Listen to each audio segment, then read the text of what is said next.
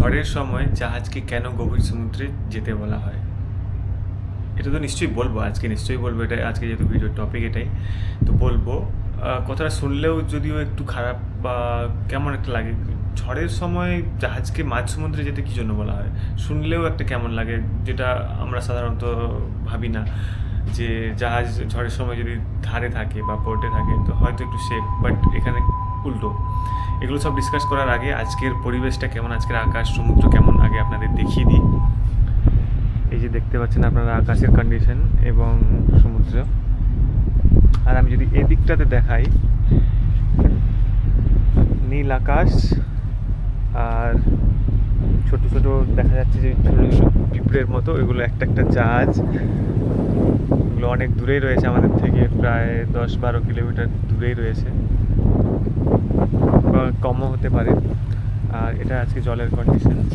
আজকে সমুদ্র একদম নর্মাল, একদম সাধারণ চুপচাপ, মানে শান্ত যেটাকে বলা হয়, একদম শান্ত কন্ডিশন। আকাশও একদম পরিষ্কার। এগুলো এগুলো বাদ দিয়ে আমি এখন টপিকে আসি, জাহাজকে কেন সমুদ্রের মাঝে যেতে বলা হয় ঝড়ের সময়। আপনারা হয়তো জানেন যে জাহাজে কোনো ব্রেক থাকে না। জাহাজকে কন্ট্রোল করা খুবই খুবই দুঃসাধ্য ব্যাপার হয় যখন ঝড়ের পরিস্থিতিতে পড়ে। দুঃসাধ্য বলতে এটাই যে জাহাজের মুভমেন্টটা কন্ট্রোল করা একটু মুশকিল হয়, আর কিছু নয়। আর ঝড়ের সময় পোর্ট বা বন্দরের কাছাকাছি অনেক অনেক জাহাজ থাকে, যার ফলে যদি কন্ট্রোল হারিয়ে ফেলে একটি জাহাজ অন্য জাহাজটা গিয়ে ধাক্কা খায় বা অন্য জাহাজ আমাদের এসে ধাক্কা দেয়, তাহলে কত টাকার যে ক্ষতি হতে পারে বা আমাদের লাইফের কতটা রিস্ক হতে পারে সেটা আপনাদের আইডিয়ার বাইরে। কেননা আপনারা হয়তো ভাবছেন কিছু লাখ টাকা বা 1 কোটি 2 কোটি টাকার ক্ষতি হতে পারে, বাট সেটা না। অ্যাকচুয়ালি যদি এইরকম কোনো কন্ডিশন হয়, হাজার হাজার কোটি টাকারও ক্ষতি হতে পারে। দুটো জাহাজেরই ক্ষতি হবে, সেটা তো একদম নির্ধারিত। তাছাড়া যে বন্দরে রয়েছে সেই বন্দরেরও ক্ষতি হতে পারে, অনেক অনেক ক্ষতি হতে পারে, যার ফলে ট্রাফিক জ্যাম হবে। ট্রাফিক মানে মেরিন ট্রাফিক, অন্যান্য জাহাজ বন্দরে আসতে পারবে না, যেতে পারবে না। অনেক ইনভেস্টিগেশন হবে, অনেক টাইম নষ্ট হবে।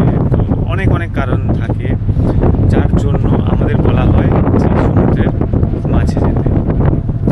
তাছাড়া আপনারা হয়তো ভাবছেন সমুদ্রের মাঝে আমরা সেফ কি না। অ্যাকচুয়ালি জাহাজ বানানো কেন হয়? সমুদ্রে যাওয়ার জন্য, তাই না? তো জাহাজ যখন সমুদ্রের মাঝে থাকে যতটা সেফ ফিল করে, জাহাজ যখন বন্দরে বা কোনো কিনারাতে থাকে তখন কিন্তু অতটাও সেফ ফিল করে না। কেননা ঝড় বা কোনো কিছুর কারণে নিচে গ্রাউন্ডিং হতে পারে বা জাহাজের তলা মাটিতে টাচ করে যেতেও পারে, যেহেতু ওখানে অনেক ডেপথ কম থাকে। আরও অনেক কারণ রয়েছে যার জন্য জাহাজ সমুদ্রের মাঝেই সেফ। তো আমাদেরকে সমুদ্রের মাঝে যেতে বলা হয়, তার মানে এটা নয় যে আমাদেরকে সমুদ্রের একদম গভীরে চলে যেতে বলে। সমুদ্রের মাঝে বলতে আমাদের এখানে বলা হয় বন্দর থেকে 15-20 কিলোমিটার 25 কিলোমিটার দূরে চলে যেতে। কেননা 15-20 কিলোমিটার দূরে কিন্তু কাছাকাছি অনেক জাহাজ থাকে না। যে এখন যেমন আপনি দেখতে পাচ্ছেন, এই দেখুন ওই পেছনে একটা জাহাজ দেখা যাচ্ছে, ওর থেকে একটু দূরে আরেকটা জাহাজ দেখা যাচ্ছে। তো এভাবে 4-5 কিলোমিটার ডিস্টেন্স মেনটেন করে কিন্তু একটার পর একটা জাহাজ থাকে। তো এই 4-5 কিলোমিটার ডিস্টেন্স কভার করার জন্য যে টাইমটা লাগে, সেই টাইমটাতে অনেকটাই আমরা টাইম পাই নিজেদেরকে সেভ করার জন্য, আমাদের জাহাজকে এক জায়গা থেকে অন্য জায়গায় মুভ করার জন্য। বন্দর বা কোনো কিনারাতে এতটা স্পেস থাকে না, একটা জাহাজের পরে আরেকটা জাহাজের মাঝখানে কিছুটা মাত্র গ্যাপ থাকে, কিছুটা বলতে 200 মিটার 300 মিটার গ্যাপ ম্যাক্সিমাম।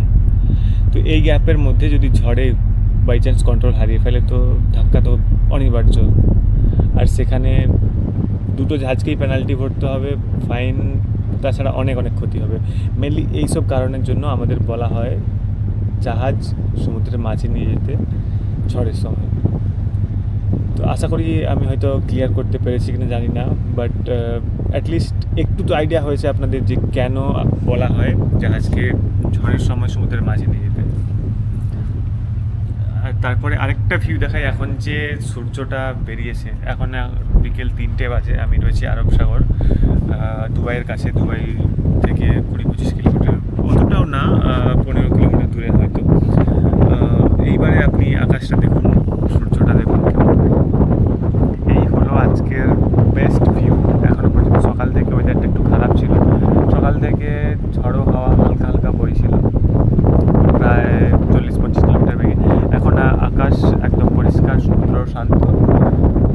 কিছুই নর্মাল। আমরা ওয়েট করছি কালকের জন্য। কালকে আমরা দুবাই পৌঁছবো, কেননা কালকে আমাদের পাইলট